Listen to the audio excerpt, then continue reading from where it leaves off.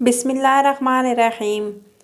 شادی سے 4 دن پہلے ہماری بہن نے ہم سے اپنی جائیداد کا حق مانگ لیا۔ کہنے لگی جہیز رہنے دیں، مجھے میرے حصے کی زمین الاٹ کر دی جائے۔ ہمارے ہاں اس سے پہلے کبھی ایسا نہیں ہوا تھا کہ کوئی عورت یا لڑکی اپنے باپ یا بھائیوں سے اپنی زبان سے اپنا حق مانگے۔ بڑوں نے بہن کو بہت سمجھایا کہ ایسا نہیں کرتے، ہم بے عزت ہو جائیں گے کہ ان کی بیٹی اپنا حصہ مانگ رہی ہے، لیکن بہن تھی کہ پیار کی زبان سمجھنے کی بجائے الٹا گھر والوں سے جھگڑا کرنے پر اتر آتی اور معاملہ عدالت میں لے جانے کی دھمکیاں دینے لگتی۔ ہم سخت پریشان تھے کہ اب 2 دن میں ساری برادری گھر آنے کو تیار ہے اور یہاں ایسا ماحول بن گیا ہے شاید یہ شادی بھی رک جائے یا انکار کرنا پڑے یا پھر چپ کر کے اس کے حصے کی زمین اس کے حوالے کر دی جائے۔ جب مجھے ملک سے باہر یہ خبر پہنچی تو یہ سن کر میرے ہاتھ پاؤں کام کرنے سے انکار کر گئے۔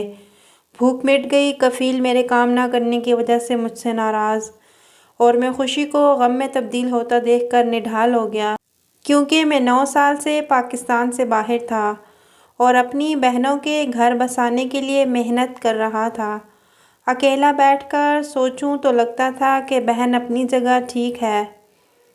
جب حدیث پاک کے مطابق شریعت نے اسے اس کا حق لینے کی اجازت دے دی ہے تو ہم کون ہوتے ہیں انکار کرنے والے؟ اور جب باقی کسی گھر کے فرد کی کال آتی تو لگتا کہ مجھے اپنی بہن کے پاس جا کر اسے سمجھانا چاہیے کہ ایسا کرنا ٹھیک نہیں، ہم بے عزت ہو جائیں گے، لیکن کیا کرتا؟ ایک دن گزر چکا تھا اور صرف 3 دن باقی تھے۔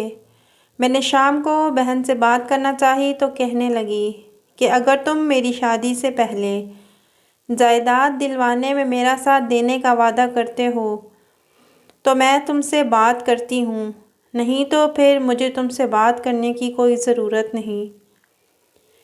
میں نے اسی شام بنا سوچے سمجھے ٹکٹ کروانے کا ارادہ کیا اور اگلی صبح جہاز میں بیٹھ کر رات 1 بجے گھر پہنچ گیا۔ چھوٹے سب خوشی سے ملے اور سب بڑوں کے چہروں پر اداسی نے ڈیرے جما رکھے تھے۔ سب بڑے مجھے ملے تو ضرور، لیکن ایسے جیسے میں 9 سال بعد نہیں بلکہ ہر شام گھر آتا ہوں۔ اکیلی بیٹھی بہن کے پاس پہنچا تو میں نے محسوس کیا کہ وہ شدت سے میرا انتظار کر رہی تھی اور وہ مجھے دیکھتے ہی مجھ سے لپٹ گئی اور ہم دونوں بے اختیار رونے لگے۔ میں حیران تھا کہ فون پر بات کرنے سے انکار کرنے والی بہن مجھے اتنی شدت، محبت، پیار، خلوص اور چاہت سے کیسے مل سکتی ہے۔ خیر، ملنے کے بعد ہم دونوں بیٹھے۔ 9 سال بعد ہماری شکلیں ایک دوسرے کے لیے کافی تبدیل ہو چکی تھیں، لیکن دل وہیں 9 سال پہلے والی جگہ پر ہی اٹکے ہوئے تھے۔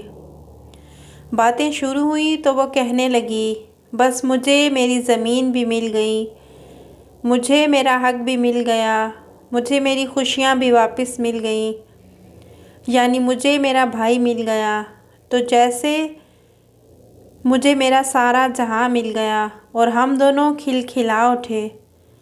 میں نے پوچھا کہ پھر تم نے سارے خاندان کو کیوں پریشان کیا؟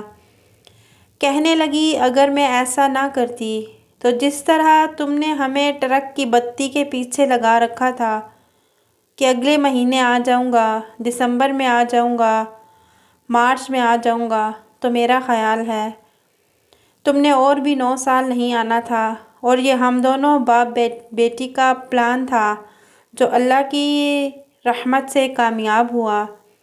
اور پھر تھوڑی دیر میں سارے خاندان کی ہوئی خوشیاں گئی ہوئی خوشیاں واپس آ گئیں اور مٹھائی کے ڈبے کھل گئے۔ میں نے اللہ کا شکر ادا کیا جس نے مجھے اپنی بہن سے ملوایا، اور باہر نکلتے ہوئے میں نے بہن سے کہا کہ شادی کے بعد میں تیرے سمیت باقی بہنوں کو بھی جائیداد میں ان کا حق دے کر اپنا فرض ادا کروں گا اور تیرے پلان کو مزید کامیاب بناؤں گا۔ یہ سنتے ہی کمرے میں موجود تمام لوگوں کے چہروں پر مسکراہٹ بکھر گئی۔